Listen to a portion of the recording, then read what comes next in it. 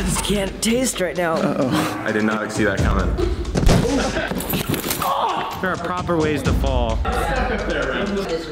Don't do it, Wren! This is supposed to be safe, Nico. It is safe.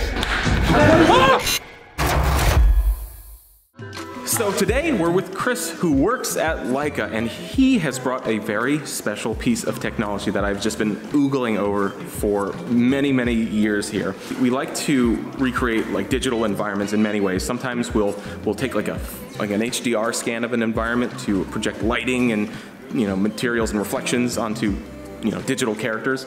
Other times, like in anime self-driving cars, we'll like photo scan an entire environment with like a drone and stitch all the photos together and map it out to create a virtual environment. But Chris here has brought a special tool that can kind of do all that in one. So this is the Leica BLK 360. It's a 3D scanner using LiDAR. It's also got HDR imagery capabilities.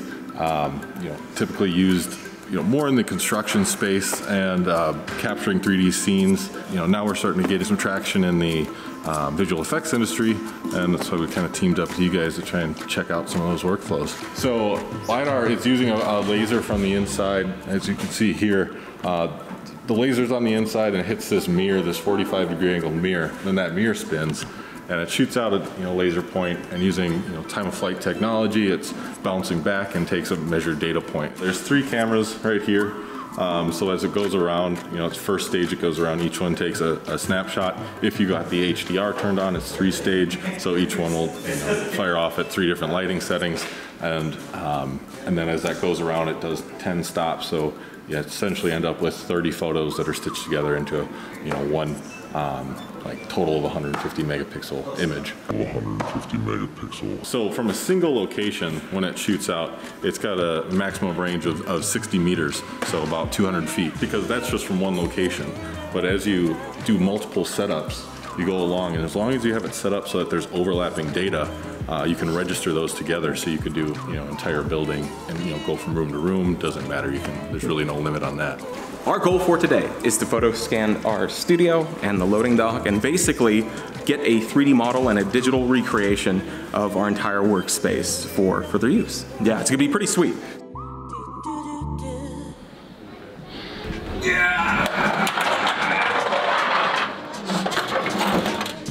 Blast door open. What is this? This is a crash pad.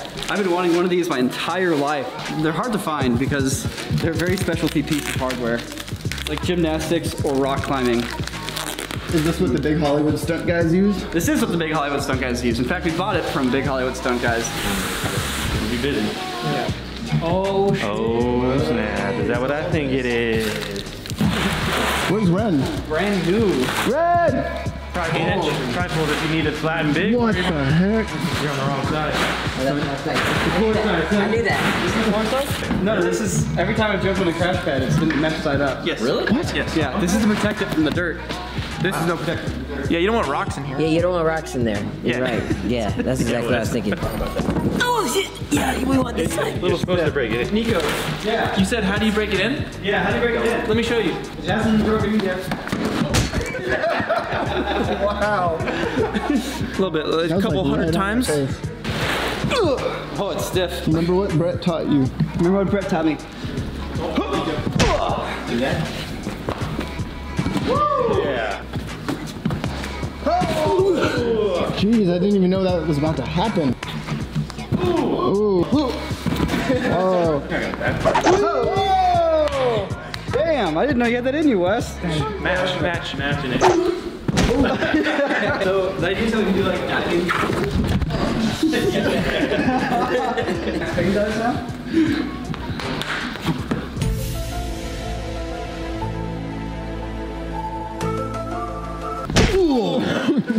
We're breaking it in, man. What? What? Where did this come from? Clint's going. I got it. I went to the bathroom for like 1 minute. And I come back and we got, what is this? Yeah.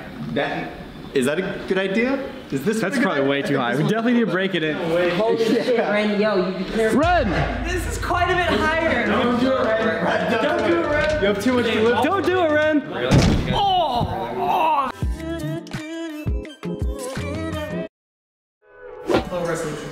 Sure. Oh yeah. here in our loading dock, I can give you guys the best example of why this technology is really special to us. When we filmed our Boston Dynamics video, in order to get that robot looking like it's naturally in the scene, we would take our Insta360 cameras and we would scan a 360 HDR of this environment. And that image basically allows us to separate the bright points from the dark points and basically light our scene. However, there was one small issue that led us to have to basically redo that lighting. When you scan a 360 HDR of an environment, you're basically getting a giant sphere. That's what your image ends up looking like. You get a sphere that surrounds your environment. The problem though is that sphere, it's not in 3 dimensions here, it's in 2. Imagine I'm inside a sphere here of light, but the problem is that when you scan it in 2 dimensions, that light sphere has to kind of move with you because it's at an infinite distance. It doesn't actually move with your scene or anything like that. So when you have an issue like this, where you have a scene that has a single top light, when you scan your HDR, whenever the character is standing directly beneath the light, it's gonna look completely natural. But suddenly, if the character steps in 3D space, away from it, that 360 HDR, it's not gonna move away. It's gonna stick with your scene. So when it came time to render that video and light it and do all that stuff, we had to basically go through and in 3 dimensions, put light sources back where they were. So that made it so we couldn't like actually rely on just our image map to recreate the scene. However, when you start using this and you have the LiDAR that actually scans your environment in 3 dimensions, you can feasibly have a fully functioning 3D lighting environment that allows any characters to walk around in it. Basically makes it so your lights stick where they need to be. Are we gonna have to like run and hide?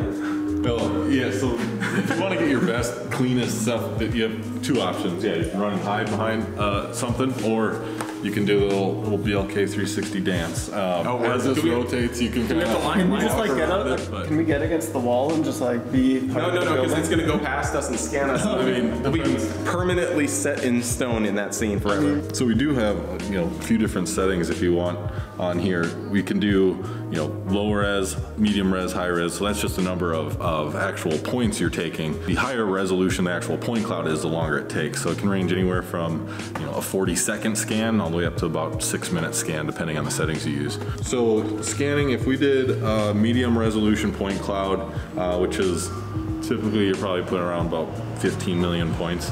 And then the HDR turned on, it'll take about 4 minutes. All right. Yeah. Beautiful.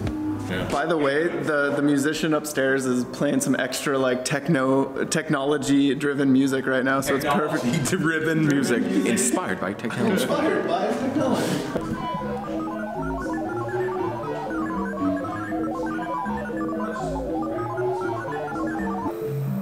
Oh shit. Oh, dude, that was unexpected. Dude, this guy's... It turned the other way. Uh-oh. I did not see that coming. Stone Age triangle music?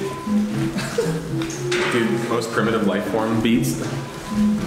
I am a primitive life form. Sometimes I'm a spear.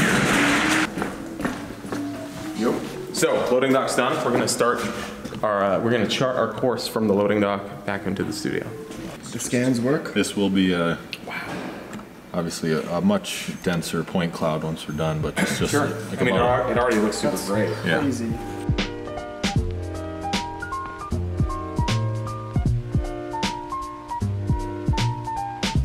So the scan's done. How many scans was that? Like, we went through the loading dock, through the hallway, studio, and a couple of the cool rooms here. Yeah, so we did about 13, 14 scans. Oh my gosh. All right, so yeah. how are we gonna put all this data together?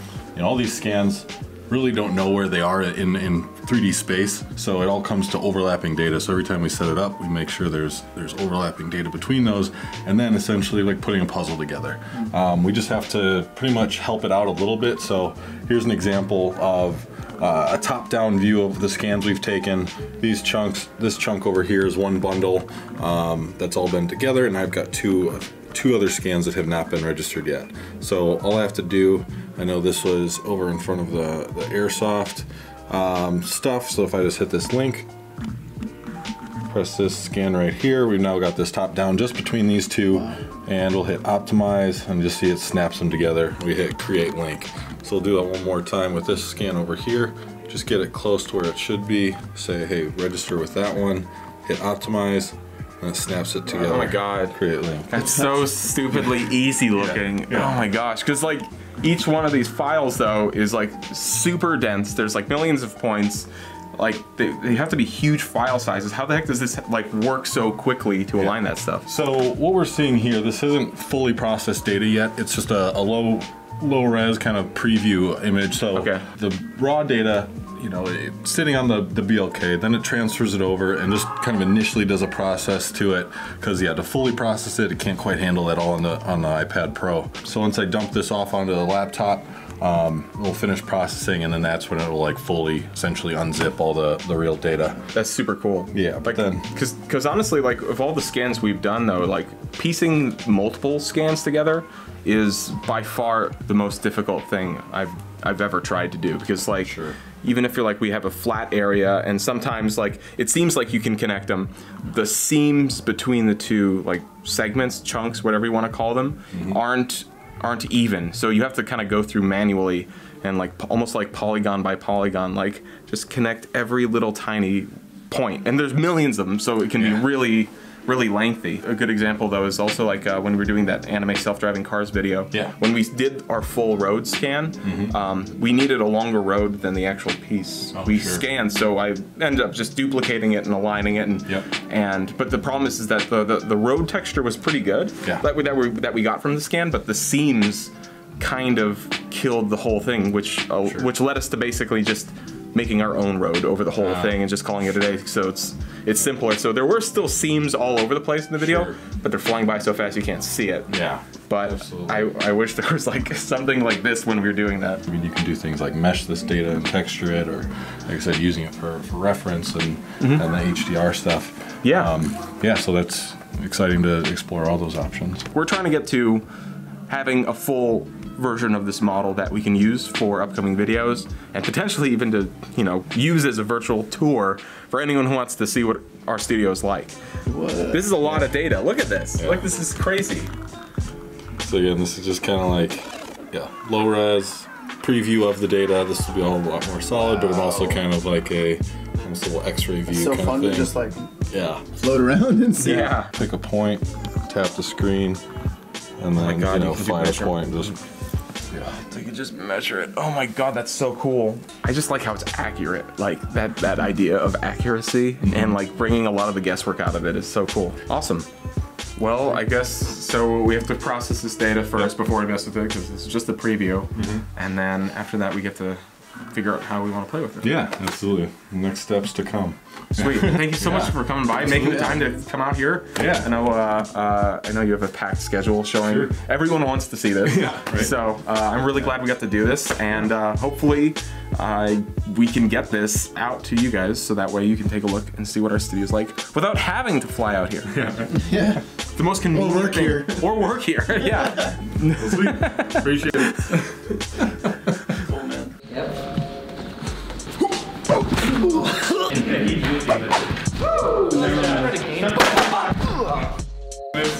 Trick shots.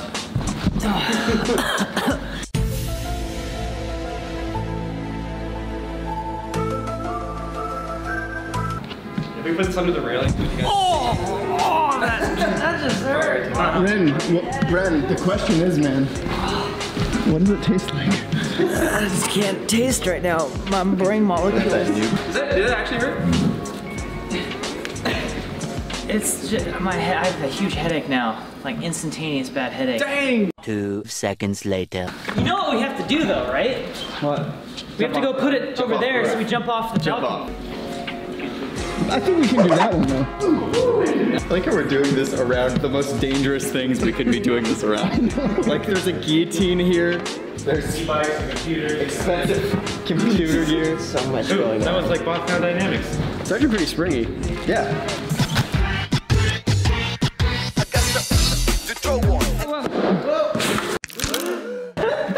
Nick, how did that feel? Great, dude. Better than it feels when you're on concrete.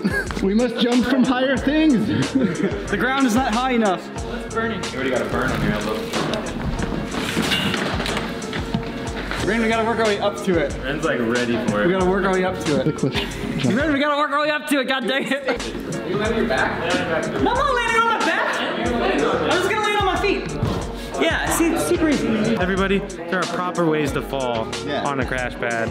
We are having fun breaking it in, but... That is, you feel the acceleration. Oh my God. Just that extra like 4 or 5 feet there is a big difference.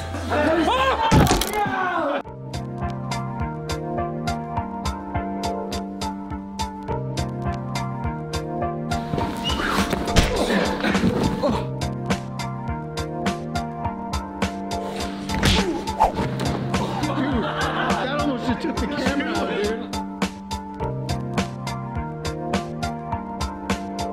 I know. You can see his shoe went up there.